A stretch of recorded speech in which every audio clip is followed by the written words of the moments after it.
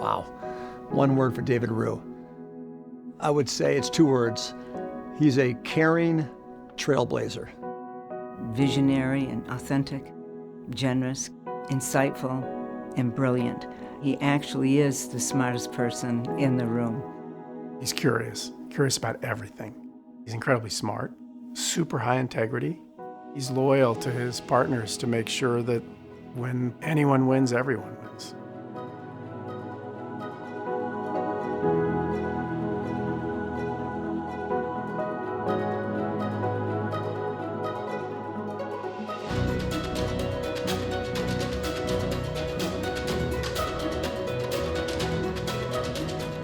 I had a hugely fortunate childhood. I was the oldest of 6 kids. We hiked and fished and sailed and skied and loved it.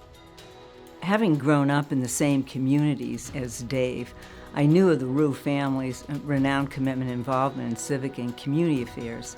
By the time I met Dave, I discovered that beyond his obvious intellect and his legendary business and financial success, that his life story really is an endless source of inspiration that reflects the boundless capacity he has for humanity and generosity.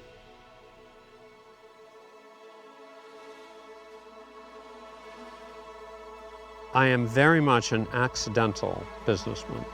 As a kid, I imagined that I would be a professor. It wasn't really until I got to graduate school and realized that the business people were having more fun than my colleagues, the academics. I thought I might try that. Friends and I started a company and it was modestly successful. We sold it and I was hooked.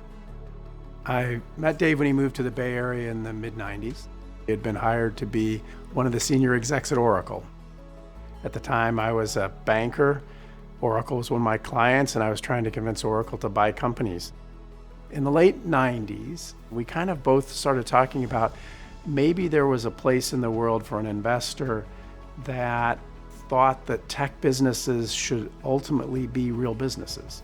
We started Silver Lake as both the combination of the best of strategic thinking and capital structure in the tech world and the best of financial markets. Our thesis was that not every private investment was going to be an LBO, that perhaps we could focus on making businesses better. The first time I met him was 11 years ago. He walked into the room because he was interested in becoming a new board member. And his comment was, I could be on many boards. I want to be on part of this board because I want to be a part of a healthcare company. And the fact that you guys aren't doing very well really motivates me. Given his distinguished career at Lotus and Oracle and Silver Lake, and wanting to join our board was a true honor. We learned so much from him. We were about $5 billion in market cap, now we're about 100. I've served on over 30 boards. I find board work fascinating. In many ways, it's like being a coach instead of a player. You're not the person actually on the field running the plays, but you have an opportunity to offer advice, course correct, and really be there in times of trouble. David has the ability to see through the fog and question marks on market trends and so forth. Many executives know how to focus in on details, but he's able to see the big picture better than anybody I've ever worked with. Hello. How are you? Hello. How are you doing? When you get to know Dave, you immediately realize that philanthropy is guided by his values, which are love of family, community, and nation. So it's not surprising that Dave and Barb are a formidable partnership for doing good. Whether it's in areas like healthcare, like the Jackson Laboratory, which is a crown jewel in genomic research and medicine worldwide, or for the environment. Dave not only supports national organizations like the Audubon Society, but he's even gone further and established the Roux Center on the Environment at Bowdoin College. And another key area is in education. Dave and Barb founded the Roux Institute in partnership with Northeastern University, located here in Portland, Maine. And I can speak to it personally because he has generously supported my Women's Leadership Institute. My wife Barb is the CEO of all equestrian activities and has built the team, the farm, makes all the decisions about horses and riders and where we compete and how. I'm the board member. Dave comes from a very close family. He's very proud of his roots. He's accomplished a lot, but when Barb takes a horse to Tokyo and the United States team wins a medal in equestrian, I think he probably gets more joy out of the wins of those around him than he gets out of his own.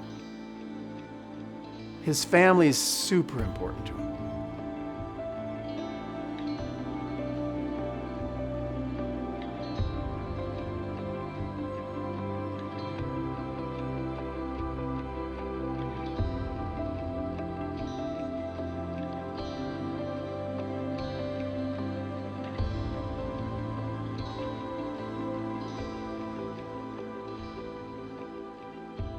He was an extraordinary board director. And I think just the culmination of his business accomplishments, what he does for philanthropic work and his governance work at Boston Scientific and elsewhere are truly standout. He has many interests beyond just business, so he's extraordinarily well-rounded. I know he plays the banjo.